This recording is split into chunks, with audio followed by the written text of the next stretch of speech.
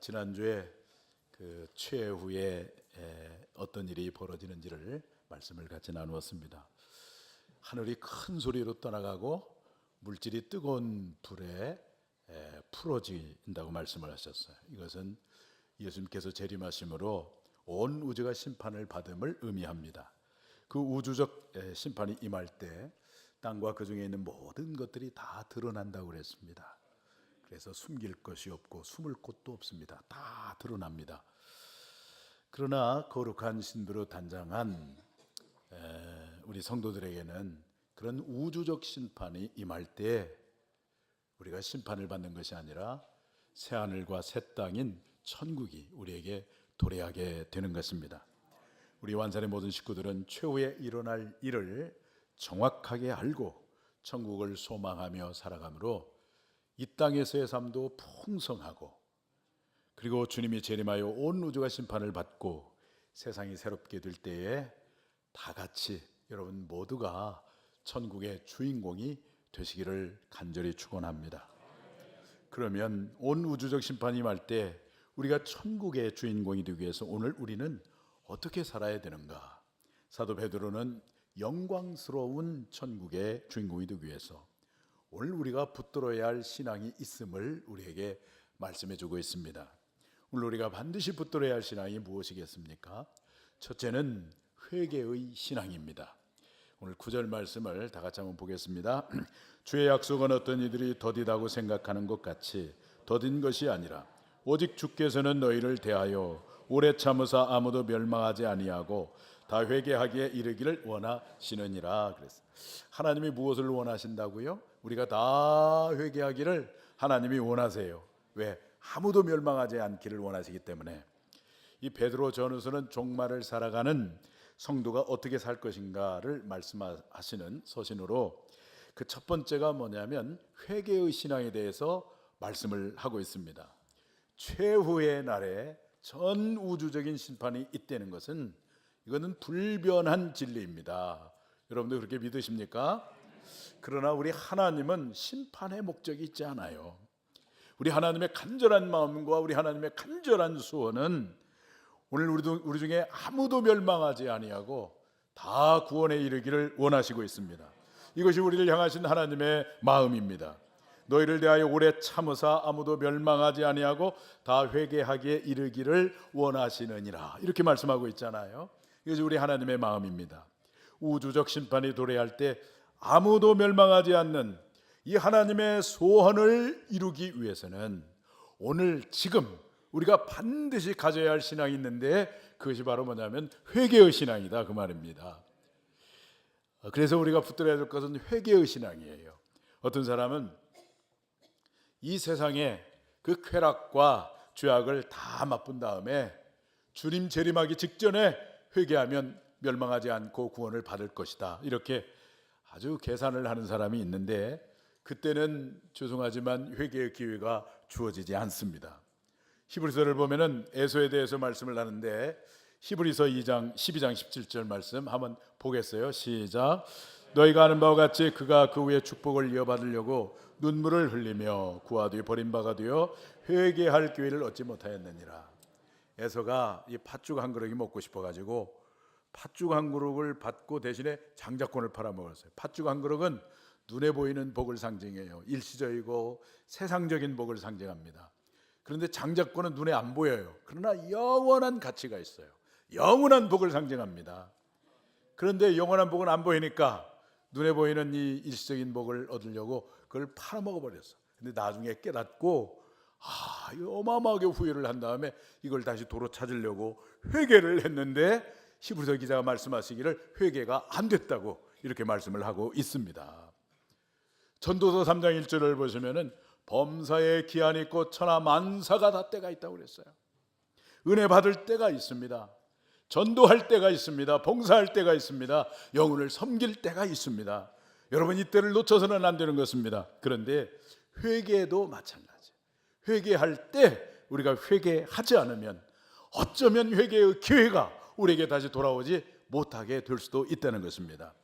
마태복음 25장을 보시면은 여러분이 잘 아는 열처녀 비유가 나오잖아요. 거기 슬기로운 5 처녀가 있고 미련한 5 처녀가 있는데, 그 미련한 5 처녀는 평소에 기름통에 기름을 준비해서 신랑이 언제 올지 모르는데 오기만 하면 딱 맞이할 준비가 되어 있어야 되는데 전혀 준비를 하지 못하다가 신랑을 맞이하러 갔는데 문이 닫혀버렸어요. 그때 애걸복걸하면서 주여 주여 문을 좀 열어주세요, 그렇게 소리를 쳐도 굳게 닫혀버린 문은 결코 열어지지 않았습니다. 회개의 교회가 닫혀버린 것입니다. 회개의 교회는 내일이 아니라 바로 오늘입니다. 그래서 사도 바울이 외칩니다. 보라 지금은 은혜 받을 만한 때요, 보라 지금은 구원의 날이로다, 그렇게 말씀하고 있잖아요. 그러니까 지금 회개함으로 구원받고 지금 회개함으로 은혜를 누려야 하는 것입니다. 십자가상에 예수님 십자가에 돌아가셨잖아요. 돌아가실 때 그 똑같이 그 좌우편에 그 십자가에 매달린 강도들이 있었습니다. 거기서도 한 강도는 구원을 받아서 낙원에 들어갔고 한 강도는 구원받지 못하고 음부에 들어갔어요. 그 차이가 무엇이었습니까? 바로 회개의 차이였어요. 행악자는 죽어가면서도 막 예수님을 조롱합니다. 당신이 그리스도냐? 그렇다고 하면 나를 좀 구원해 보라고 이렇게 막 조롱을 했어요. 그의 마음 속에 회개의 마음이 전혀 없었습니다. 그런데 한 강도는 이렇게 고백을 합니다. 예수님, 당신의 나라에 임하실 때에 나를 기억하옵소서. 나라고 하는 단어가 이게 뭐냐면 지금까지 태어나서 지금까지 살아있는 동안에 내가 잘못 살아온 이 나를 기억하옵소서. 하나님이신 예수님 앞에서 완전히 자기 자신이 벌거벗겨진 채 아주 적나라하게 가식이 없이 자기를 고백하는 거예요. 진정한 회개지요. 그랬더니 주님의 부드러운 음성이 들려옵니다. 오늘 네가 나와 함께 낙원에 있으리라 그랬어요. 회개함으로 그 강도는 구원을 받은 거예요. 오늘 말씀을 보면은 9절에 보면은 아까 읽었지만 한번 읽어볼까요? 시작. 주의 약속은 어떤 이들이 더디다고 생각하는 것 같이 더딘 것이 아니라 오직 주께서는 너희를 대하여 오래 참으사 아무도 멸망하지 아니하고 다 회개하기에 이르기를 원하시느니라. 오늘 우리가 아무도 멸망하지 아니하고 다 회개하기를 원하신다고 그러셨어요. 그런데 그 다음에 10절 말씀을 보면 이렇게 말씀하세요. 시작. 그러나 주의 날이 도둑같이 오리니 그 날에는 이 말은 재림 직전 대환란이 시작되는 때는 회개의 기회가 없다는 것입니다. 여러분, 회개의 기회는 항상 있는 것이 아닙니다. 바로 지금이 회개의 시간입니다. 그런데 오늘날의 비극은 바로 이 회개가 사라지고 있어요. 설교자가 강단에서 회개의 복음을 외치면 인기가 없습니다. 그래서 강단에서 회개의 복음도 사라지고 있어요. 가슴을 찢는 성도들의 기도도 없어지고 있어요. 암이라고 하는 중병이 걸렸는데 그것을 근본적으로 진단하고 이렇게 수술을 해서 치유받도록 해야 되는데 당신이 암입니다. 그러면 그분이 기분 나빠할까 봐 그 말을 못 해주는 거예요. 그래서 그 암 부위에다가 자꾸만 연고만 발라주니까 결국은 다 죽이는 거죠. 그런 것과 같아요. 그런데 여러분, 회개가 능력임을 알아야 되겠습니다. 회개가 우리로 하여금 주님을 닮게 만들어요. 회개가 결국 우리를 구원에 이르게 만듭니다. 그래서 성경을 보거나 또 역사 속에서 하나님을 많이 닮은 그런 성자일수록 뭘 많이 했냐면 회개를 많이 했습니다. 여러분이 잘 아는 사도 바울, 그 피조물 가운데 가장 예수님을 닮은 분이시지 않습니까? 그런데 이 바울의 기록 속에서, 고백 속에서 이렇게 보면은 늘 바울은 회개하는 삶을 살고 있다는 것을 느낄 수가 있습니다. 만삭되지 못한 자 가운데 태어난 자 같은 자신이라고 이렇게 고백을 하고요. 또 그런가 하면은 나는 날마다 죽노라 이렇게 고백을 하고, 그리고 이제 순교의 날이 점점 다가와서 그 어느 때보다도 정말 예수님을 많이 닮아 있는 바울임에도 불구하고 바울은 뭐라고 고백을 하냐면은 나는 죄인 중에 괴수라고 이렇게 고백을 합니다. 뿐만 아니라 역사 속에서 성자라고 불리는 그러한 분들을 보면 참회록을 많이 썼어요. 참회록을. 정치인들은 참의록을 쓰는 것 대신에 무슨 록을 써요? 회고록을 써요. 그래서 거기서 자기 삶을 미화시키고 정당화시키고 막 그러잖아요. 그런데 성자라고 이렇게 존경받는 분들은 회고록을 쓴 것이 아니라 참의록을 썼는데, 그 참의록 속에서 통렬하게 자기 자신의 죄를 고백하고 회개하는 그런 내용들이 거기에 들어있어요. 어거스틴이라든지 톨스토이라든지 루스라든지 이런 분들이 참의록을 썼답니다. 그래서 무사람들에게 그분들이 성자라고 지금 존경을 받고 있지 않습니까? 여러분, 회개의 깊이만큼 성화가 이루어집니다. 회개의 깊이만큼 우리의 영혼이 맑아집니다.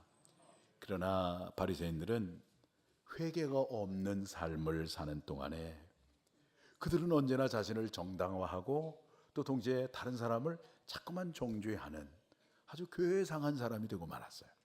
그래서 예수님이 이 바리새인을 향하여 막 책망을 하는데 뭐라고 책망합니까? 독사의 자식들아, 이렇게 책망을 하잖아요. 그러면 오늘 여러분, 우리가 어떻게 회개를 해야 될까요? 요엘서 2장 13절을 보시면은 너희는 옷을 찢지 말고 마음을 찢으라 그러는데, 한번 읽어볼까요? 시작. 너희는 옷을 찢지 말고 마음을 찢고 너희 하나님 여호와께로 돌아올지니라. 어떻게 회개를 해야 될까요? 진정으로 회개하라는 거예요. 형식적으로 하지 말고 의식적으로 하지 말고 정말 가슴을 찢는 회개를 하라는 거예요. 통렬한 회개를 하라는 거예요. 그러면 자비와 사랑이 크신 하나님께서 우리의 모든 죄를 다 사해 주시고 결코 우리에게 재앙을 내리지 않겠다고 약속을 하고 있습니다. 사랑하는 성도님들, 회개 없이는 구원도 없고 성화도 없습니다. 그러나 우리가 정말 진정으로 회개하면 그 어떠한 죄도 다 용서를 받고 구원을 받고 또 성화에 이르고 주님이 재림하시는 그날 우리가 부끄러움을 당하지 아니하고 그 영광스러운 천국에 입성하는 주인공이 되는데, 바로 여러분들이 그와 같은 축복의 주인공이 되기를 주님의 이름으로 축원합니다. 마지막 때 우리가 반드시 붙들어야 할 신앙은 무엇입니까? 첫째는 회개의 신앙을 붙들어야 돼요. 둘째는 경건의 신앙입니다. 오늘 11절 말씀 다 같이 한번 보겠습니다. 시작. 이 모든 것이 이렇게 풀어지리니 너희가 어떠한 사람이 되어야 마땅하냐? 거룩한 행실과 경건함으로. 이 모든 것이 풀어진다고 하는 말은 하늘과 땅과 바다와 별들이 다 불타버린다는 것을 의미합니다. 그럴 때 우리는 어떤 사람이 되어야 하느냐? 거룩한 행실, 경건한 삶을 사는 성도가 되어야 한다고 오늘 사도 베드로가 우리에게 말씀을 하고 있어요. 한마디로 말하면 경건 신앙을 가져야 한다는 것입니다. 베드로서는 재림 서신이면서 동시에 이 경건 서신이에요. 성별 서신입니다. 신랑 되신 우리 주님을 우리가 거룩한 신부가 되어서 맞이하지 않으면 안 되기 때문에 이 베드로 사도는 재림을 말씀하시면서 동시에 무엇을 강조해서 말씀하고 있냐면 경건을 강조해서 말씀을 하고 있어요. 그래서 베드로는 종말을 사랑하는 성도들에게 특별히 당부를 하고 있는데 거룩하라, 이걸 당부하고 있습니다. 베드로전서 1장 15절과 16절 말씀 다 같이 한번 보겠어요. 오직 너희를 부르신 거룩한 이처럼 너희도 모든 행실에 거룩한 자가 되라. 기록되었을 때 내가 거룩하니 너희도 거룩할지어다 하셨느니라. 여러분, 그렇습니다. 우리 성도의 특징은 뭐냐면 거룩함입니다. 깨끗함입니다. 정직함입니다. 이 모든 것을 한마디로 말씀을 드리면 바로 경건입니다. 경건. 그런데 마귀, 사탄, 귀신의 특징은 뭔지 아십니까? 더러움이에요. 더러움. 그래서 예수님이 귀신을 쫓아낼 때 뭐라고 막 하면서 쫓아냅니까? 귀신 보고 뭐라고 그래요? 야, 너 깨끗한 귀신아 물러가라 그럽니까? 어떻게 말하죠? 더러운 귀신아 물러가라, 그렇게 말하고 있잖아요. 그러니까 여러분의 의식이나 여러분의 생각이 자꾸만 이게 귀신에게 지배를 받으면은 생각이 더러워지기 시작하고 마음이 더러워지기 시작하고 그래서 행동도 나중에 더러워지기 시작합니다. 무질서하게 되어지는 거예요. 그런데 우리가 회개하고 성령의 온전한 통치와 지배를 받으면 더러움의 영이 떠나가게 되어지는 것이에요. 악한 영이 떠나갑니다. 성령의 통치와 지배를 받으면 육신의 생각인 이 더러운 생각, 사악한 생각, 음란한 생각이 떠나가게 되는 거예요. 대신에 우리가 이 성령의 영의 생각을 하게 됩니다. 영의 생각이 무엇입니까? 어떻게 하면은 하나님을 사랑하고, 어떻게 하면은 공동체를 사랑하고, 어떻게 하면은 지체를 사랑하고, 어떻게 하면은 다른 사람을 축복하고 섬기고 세워갈까? 이 모든 것들이 다 무슨 생각이에요? 영의 생각이에요. 성령의 지배를 받을 때 행할 수 있는 그런 생각. 어떻게 하면은 남편을 더 좀 잘 섬기고, 어떻게 하면은 아내를 더 축복하고, 이런 생각이 든단 말이에요. 그래서 아름다운 삶이 되어지는 거예요. 할렐루야. 그렇죠? 에스라 9장 11절 한번 보겠습니다. 시작. 전에 주께서 주의 종 선지자들에게 명령하여 이르시되 너희가 가서 얻으려 하는 땅은 더러운 땅이니 이는 이방 백성들이 더럽고 가증한 일을 행하여 이 끝에서 저 끝까지 그 더러움으로 채웠습니다. 과거 이스라엘 백성들이 얻게 될 땅 가나안 땅은 더럽혀졌다는 거예요. 왜냐하면 가나안 원주민들이 우상을 숭배하고 날마다 음란하고 그러니까 그 땅도 더럽혀졌어요. 땅도. 여러분, 우리가 살고 있는 이 땅이 정말 거룩한 땅이 되려면 그 땅에 살고 있는 우리가 거룩하면 우리가 살고 있는 땅도 거룩한 땅이 되는 거고, 그럼 우리가 살고 있는 우리가 불결하고 우상을 숭배하고 그러면은 우리가 살고 있는 땅도 더럽혀지는 거예요. 환경 탓할 필요 없어요. 우리 인간의 죄악 때문에 환경이 이렇게 더럽혀진 거예요. 근데 그 가나안 땅이 그런 땅이었다는 거예요. 그런데 가만히 생각을 해보면 이것이 무엇을 의미하느냐? 나의 과거의 모습이에요. 예수를 믿기 전의 모습이라고요. 그런 모습이에요. 그런데 스가랴 13장 1절을 한번 읽어보겠습니다. 시작. 그날에 죄와 더러움을 씻는 셈이 다윗의 족속과 예루살렘 주민을 위하여 열리리라. 자, 그날에는 더러움을 씻는 셈이 열린다 그래서요. 그러면 여기서 말하는 더러움을 씻는 셈이 누구를 의미할까요? 예수님을 의미합니다. 예수님. 할렐루야. 예수님을 의미합니다. 그래서 예수 그리스도는 죄를 씻는 셈입니다. 우리는 예수님으로 말미암아 깨끗함을 받아서 경건한 신앙의 성도가 될 수가 있는 것입니다. 그러기 위해서 우리가 늘 하나님과 관계를 맺으려고 노력해야 돼요. 하나님과의 관계를 잘 맺어요. 왜냐하면 모든 것이 위로부터 오잖아요. 은혜도 축복도 능력도 지혜도 다 위로부터 오는데 하나님과의 관계가 막혀버리면 그 모든 것을 내가 공급받을 수가 없어요. 그래서 내 마음이 나도 모르게 핍절하게 되고 고립된 삶을 살게 되는데, 그러면서 사탄이 자꾸만 우리를 저 어둠의 미궁으로 우리를 끌고 갑니다. 그래서 나쁜 생각을 자꾸 품게 만들어요. 절망을 품게 만들고 포기를 품게 만들고 우울한 생각을 하게 만들고 미움의 생각을 하게 만들고, 그래서 자꾸 우리를 파괴하는 거예요. 이사야 선지자가 활동할 때 이스라엘 백성들이 농사가 다 잘 되지 않았어요. 경제가 풀리지 않았습니다. 그래서 하나님 앞에 기도했어요. 하나님, 농사가 잘 되게 해주세요. 돈 좀 벌게 해주세요. 그런데 기도를 해도 응답이 없고 경제는 갈수록 악화되고, 그래서 이스라엘 백성은 하나님 원망이 시작했어요. 하나님이 정말 우리를 선택하신 하나님이 맞습니까? 하나님이 살아계신 하나님이 맞습니까? 하나님 기도하면 응답해 준다고 그랬는데 응답하는 게 맞습니까? 하나님은 살았습니까? 죽었습니까? 이런 식으로 막 하나님을 원망하고 하나님에 대한 의심과 회오를 품게 되었습니다. 그때 하나님이 이사야 선지자를 통해서 말씀을 하십니다. 이사야 59장 1절 다 같이 한번 보겠습니다. 시작. 여호와의 손이 짧아 구원하지 못하심도 아니요 귀가 둔하여 듣지 못하심도 아니라. 내가 능력이 없어서 너희들을 구원하지 못하는 게 아니고 내 귀가 먹어서 너희의 기도를 듣지 못하는 게 아니다는 거예요.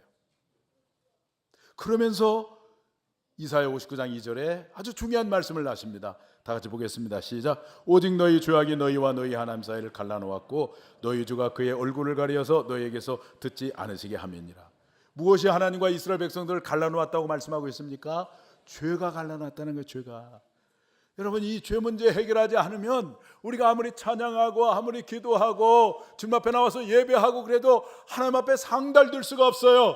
하나님 우리에게 주시려는 복을 받을 수가 없어요. 은혜를 받을 수가 없다고요. 그래서 이 문제를 해결해야 되는 거예요. 어떻게 우리가 이 문제를 해결할 수가 있겠습니까? 하나는 하나님의 말씀을 통해서 우리를 깨끗하게 할 수가 있어요. 청년이 무엇으로 그 행실을 깨끗게 하오리까? 주의 말씀을 따라 삼갈 것이니라. 시편의 기자가 그렇게 고백을 했어요. 시편 119편 9절 말씀인데, 청년이 무엇으로 그 행실을 깨끗게 하리까? 주의 말씀만 지킬 따름이다. 그래서 오늘 여러분들이 말씀이라고 하는 거울 앞에서 내 자신을 비춰보는 거예요. 그러면 내 속에 감춰진 부끄러움도 있고 내 속에 감춰진 어둠도 있고 이걸 여러분이 볼 수 있고 인정하셔야 돼요. 그런 다음에 하나님 앞에 정직하게 고백하는 거예요. 그게 바로 회개입니다. 그렇게 고백을 하면 하나님은 미쁘시고 의로우사 우리 죄를 사해 주시고 깨끗하게 해 주십니다. 할렐루야. 그래서 말씀의 거울 앞에서 나 자신을 비춰보는 이런 삶을 꾸준하게 살아갈 때 우리 심령이 맑아지고 깨끗해지는 거예요. 또 하나는 뭐냐면 기도입니다. 디모데전서 4장 5절에 보니까 하나님의 말씀과 기도로 거룩하여짐이니라 그랬어요. 그래서 하나님의 말씀을 붙들고 하나님 앞에 기도하는 거예요. 하나님, 이 말씀이 이루어지게 하여 주시옵소서. 그렇게 기도하면은요, 성령님께서 역사하셔서 그 말씀이 여러분의 삶이 되는 능력이 나타나게 되는 거예요. 그래서 우리가 구별된 삶을 살아갈 수가 있는 것입니다. 주님이 다시 오시는 그날에 오늘 우리가 부끄러움을 당하지 않는 것은 날마다 말씀과 기도로 우리의 심령을 성결하게 하는 거예요. 그래서 부끄러움을 당하는 게 아니라 영광 가운데 주님을 맞이하고 그 영광스러운 천국의 주인공이 되는 여러분 모두가 되기를 축복합니다. 마지막 때 우리가 반드시 붙들어야 할 신앙이 무엇? 첫째가 뭡니까? 회개의 신앙. 둘째가 경건의 신앙. 세 번째가 뭘까요? 바로 재림의 신앙이에요. 12절 말씀 다 같이 한번 읽어봅니다. 시작. 날이 임하기를 바라보고 간절히 사모하라. 그날에 하늘이 불에 타서 풀어지고 물질이 뜨거운 불에 녹아지려니와. 그래서 이게 하나님의 날은 최후 재림의 날입니다. 그 하나님의 날이 임하기를 바라보고 간절히 뭐하라고 우리에게 권면하고 있죠? 바라보고 간절히 임하기를 뭐하라? 사모하라. 주님이 재림하는 그날이 오기를 간절히 뭐하라고요? 사모하라. 여러분, 주님이 다시 오시는 것을 사모하고 계십니까? 주님 절대로 오면 안 됩니다. 혹시 이렇게 하고 있지 않습니까? 또 누릴 거 누려야 되고. 제가 철이 없던 청년 시절에는 주님이 오시기는 오시는데, 그런데 제가 결혼한 다음에 오십시오 그랬던. 여러분에게 다시 한번 제가 기회를 드릴게요. 제가 젠틀한 목사잖아요. 그러니까 기회를 또 한번 드린다고. 대답이 여러분의 믿음을 좌우합니다. 주님이 다시 오심을 진정으로 사모하십니까? 그렇습니다. 사모해야 됩니다. 다시 오시는 주님을 사모하면요, 우리가 경건하게 살 수밖에 없어요. 날마다 회개하며 살 수밖에 없어요. 그러다 보니까 이 땅에 천국을 누리며 살아가는 거예요. 그런데 성도들 보니까 대개 한 세 종류의 성도가 있는 것 같아요. 첫째는 뭐냐면 아예 재림신앙을 부인하는 성도가 있어요. 두 번째는 이단들에게서 나타나는데 주님이 오신다는 말씀에 자신의 생각을 덧붙이는 그런 이단들의 신앙이 있어요. 그리고 세 번째는 주님이 오신다는 말씀을 제하는, 말씀을 감하는, 다른 건 좀 믿는데 주님이 다시 오신다는 건 이거 안 믿는 그런 자유주의 그 신앙이 있습니다. 그러나 요한계시록 22장 20절 말씀에 보면은 분명하게 주님이 말씀하세요. 우리 한번 읽어보겠습니다. 시작. 이것들을 증언하신 이가 이르시되 내가 진실로 속히 오리라 하시거늘 아멘. 주 예수여 오시옵소서. 내가 진실로 어떻게 온다고요? 속히 오리라. 여기 진실로라고 할 말은 아멘이란 뜻인데 예수님께서 강조할 때 쓰는 그런 단어예요. 내가 진실로 속히 오리라. 틀림없이 온다는 거예요. 틀림없이. 예수님에 대한 예언이 다 성취가 되었어요. 근데 마지막 한 가지 남은 게 뭐냐면 주님이 재림하는 것만 남았는데, 하나님의 때가 되면 반드시 주님이 오실 거예요. 이 재림 사상이, 재림 신앙이 오늘 저와 여러분의 마음에 가득 차 있어야 되는 거예요. 그래야 우리가 천국을 소유하고 성결하게 살고 세상을 승리하며 살아갈 수가 있는 거예요. 그러다가 주님이 오실 때 우리가 부끄럼 당하지 아니하고 영광스러운 천국을 맞이하게 되는 거예요. 그 옛날에 우리 이성복 목사님은 천둥만 쳐도 주님이 오신 줄 알고 막 밖으로 나갔다고 그래요. 손양원 목사님 그 감옥 속에서 그 구름만 구름만 보아도 주님이 오시는 줄 알았답니다. 그래서 이런 노래를 줬어요. 우리 이 시간에 좀 찬양을 한번 했으면 좋겠는데, 우리 방송국이 지금 기능이 죽었어요. 지금 자막이 안 나오는데 낮에나 밤에나 우리 반주 좀 해주시고 우리 재림을 사모하면서 부르겠습니다.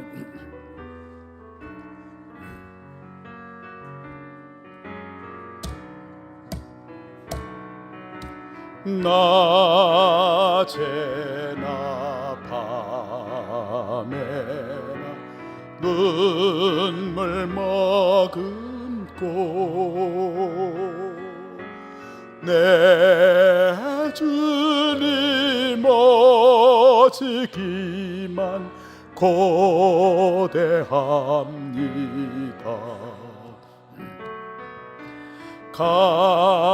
가실 때 다시 오마 하신 예수님,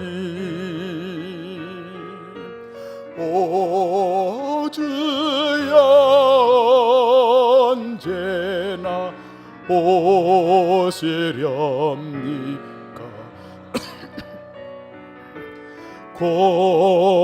고적하고 쓸쓸한 빈들판에서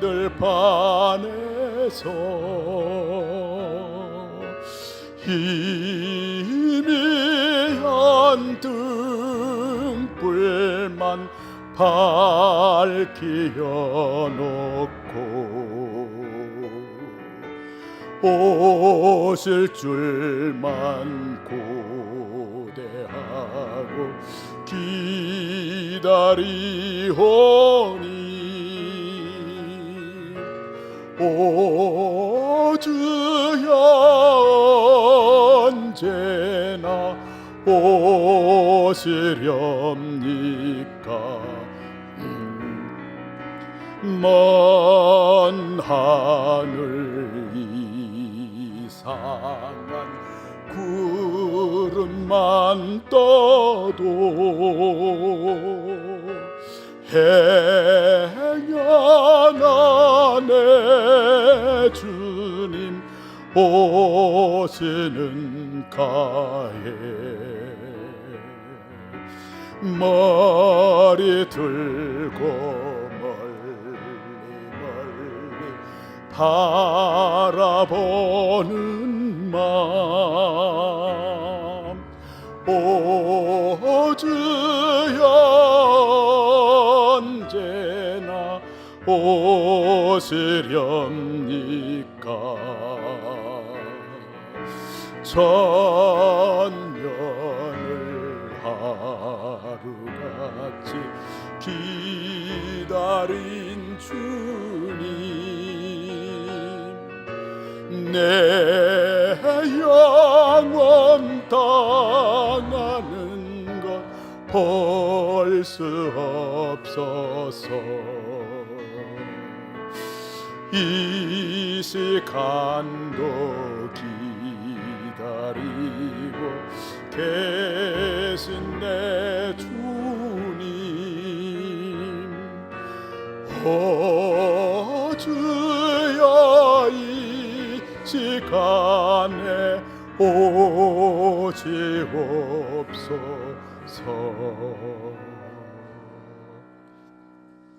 주께서 재림하실 때 이 세상의 모든 일이 다 드러날 때 오늘 여러분들은 거룩한 신부가 되어서 날마다 회개하고 그 경건의 신앙을 갖고 다시 오실 주님을 사모하는 가운데 주님이 오실 때 우리가 부끄러움을 당하는 사람이 아니라 영광스럽게 주님을 맞이하고 하나님의 의가 거하는 그 새하늘과 새 땅에 거하는 여러분 모두가 되기를 주님의 이름으로 축원합니다.